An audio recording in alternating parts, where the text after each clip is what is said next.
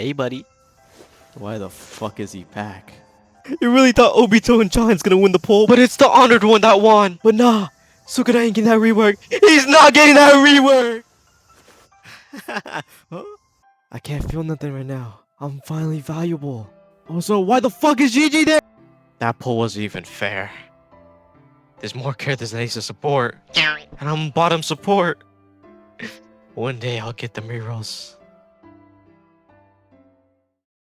Hey yo! Please subscribe, help the channel out, support a small creator like me, and you might see more content like this in the future. I don't know. But yeah, please enjoy. I'm finally free, man. This stupid ass stage, man. I am no longer being chained up. Ooh, got the Gojo glasses. Let's go. Alright, I can finally see the true potential of Gojo. Wait, can I curse the familiar? Oh, you can't corrupt it. Alright. Gojo. Respect. He's not wearing any glasses. Alright, I'm gonna. Should we be floating as glasses? That would be quite funny, dude. I'm not gonna lie. Familiar. When this enemy leaves this unit's range, activate void for 2 seconds, and then fire attack of 3. Increase damage by 250%. Damage is what it. Alright, it's the next day, and I've been watching a lot of like videos about like Gojo's new familiar. And a lot of the showcases doesn't really show what Gojo could really do. I mean, they have, but there's some things that they haven't shown that I kind of figured out. I'm not too sure if anybody else thought of this as well and they posted about it, but I would like to bring these like methods to the light because I feel like they genuinely could be useful. And also, I don't know why a lot of people are downplaying Gojo. Okay, I did not vote for him. I voted for Obito, but I mean, over Sukuna, seriously, like we've been waiting months, bro. He's been banned since release. Okay, it's interesting how his domain kind of works. So if they walk out of range, it'll time stop everyone. Alright, after his domain stuns, you can also pop it twice. I guess it's considered as a stun over like a time stop since it's split domain. That's pretty solid overall. But another thing is like you can also use his passive through other domains because since domains doesn't stack. Yeah, this ability also works in Kaguya's domain, which is pretty cool. So you have extended time for like stun into a TS. It's full AoE. And he does pretty solid damage. He could be an early defender, considering like every time his passive activates, he does like attack 3, which is just like a straight line. Alright, so another strat you could try doing is just purposely like have like a range out here, so you can consistently pop this like passive domain. I don't know how consistent this would be. I have tried in the Warlines a few times, but you could try doing like popping like a knockback unit in here. If they just exit it, would they get pushed back in there to increase DPS?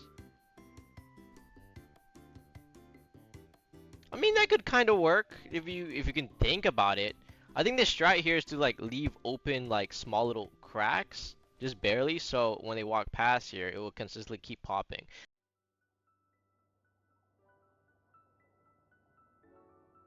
Alright, it's time for the banger question. Is it worth getting Gojo? Alright, there's two perspectives. God! Alright, there's two perspectives here. One is you're an older player or a day one player that absolutely got Gojo on his release and got a Monarch right out of the way. And then yes, obviously it's worth investing into since his familiar is pretty decent, easy to get, and it's a, you know, kind of like a questline type thing. But as a new player, right?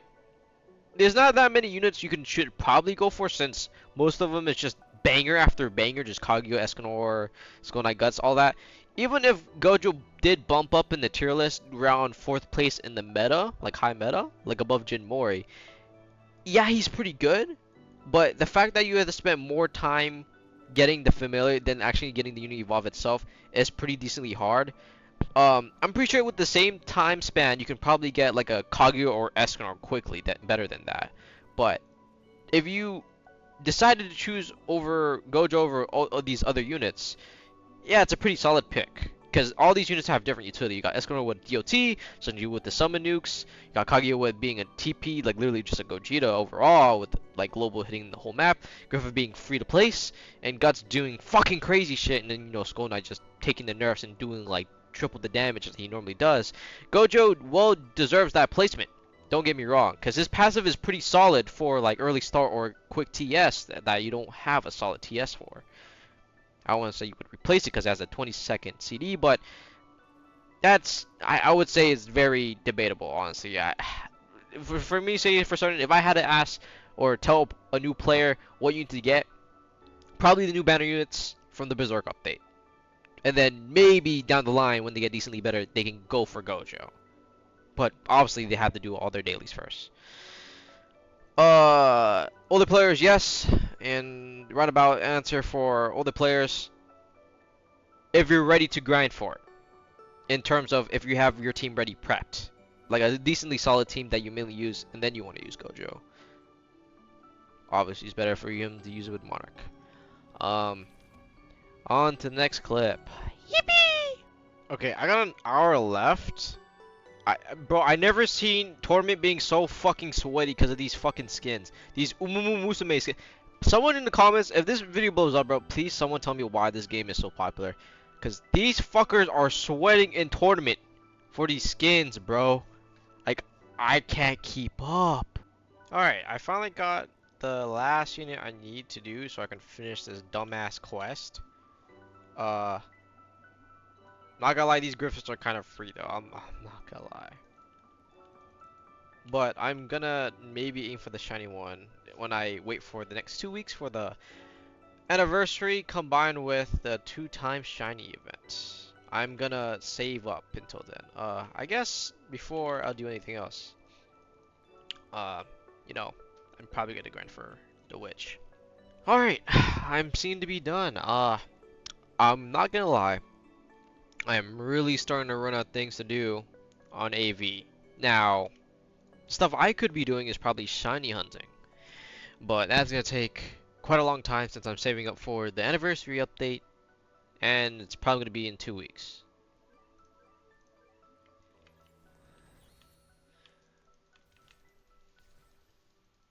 Let's go. Okay, I got 15 additional rerolls. It'd be so peak. Do I really want to gamble here? Yeah, sure, why not? Let's gamble, let's gamble. Alright, so we got, let's see, 3.2 with 21.8 and 19 and 13. Okay, if I can get 20, 20, this could be positive, it could be like neutral, like 0, 0.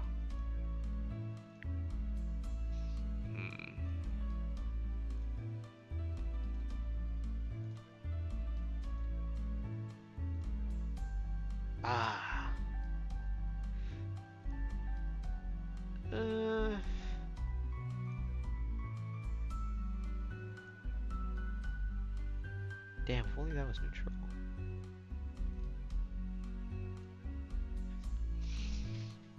I just got scammed. I just really got scammed. Alright. Important message or importante message. A little disclaimer. I kind of made this video just somewhat because I just feel like a lot of people were kind of downplaying on the new rework or familiar that buffed Gojo. I know the hate is mainly just because a lot of the units kind of lost compared to him, and most people just want Gojo over Sukuna, or just downplaying his new passes overall. But I consider him as a pretty solid unit overall, and maybe these strategies might help out with you guys as well. But that's just my opinion. If you watched until the end of the video, thank you so much. And if you clicked on this video just for a quick glimpse of what I'm going to say, thank you as well. But yeah, good night, good day, and goodbye. I need to find a better way to greet the ending card.